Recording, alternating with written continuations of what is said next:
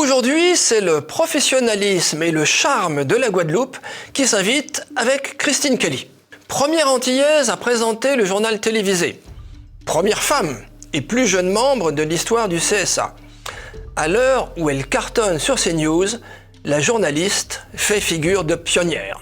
Sa capacité à rebondir impressionne autant que ses convictions franchement pluralistes. Née en 1969 au Lamentin, à une quinzaine de kilomètres de Pointe-à-Pitre, elle est la fille de parents enseignants, une enfance qu'elle décrira comme plus que difficile. Titulaire d'une licence de maths physique, elle s'essaie à plusieurs petits métiers, partageant sa vie entre Paris et les Antilles.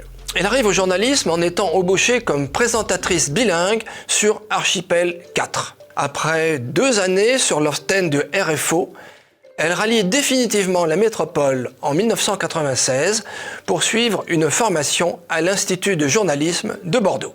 Elle enchaîne chez Demain TV, la chaîne de l'emploi de Canal+, puis à nouveau au service politique, enfin sur la chaîne Météo, sur Voyage et sur LCI.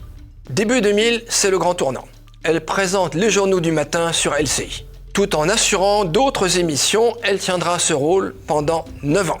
Alors que des rumeurs solides font d'elle une future présentatrice du JT sur M6, elle est nommée en 2009 au Conseil supérieur de l'audiovisuel, le CSA, sans qu'elle l'ait demandé. Elle affirme ensuite avoir été approchée par les équipes de Sarkozy. Celle-ci aurait vu en elle une possible ministre de l'Outre-mer, proposition qu'elle refusera. Vous avez même mis sur des listes de ministres en disant Christine Kelly a peut-être allé au gouvernement.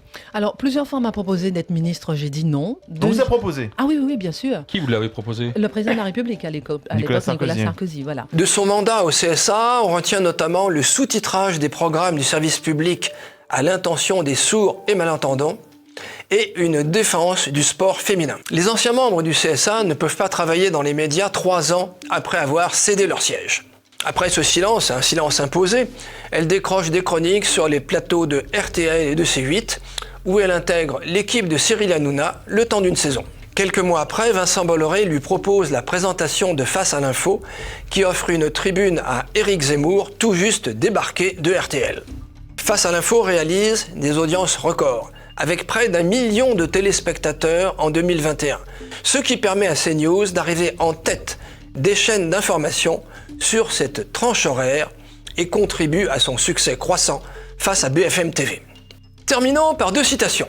D'abord, dans Paris Match, le 10 avril 2009, je cite « Elle a l'apparence d'un oiseau des îles, mais c'est une grosse bosseuse qui monte les marches les unes après les autres, toujours avec le sourire, sans s'arrêter. » Fin de citation. Puis dans Libération, le 30 septembre 2022, je cite « Dans cette ouate cubénie, on partage tour à tour les salades xénophobes et les psychoses anti-woke du moment qui viendront irriguer les réseaux sociaux.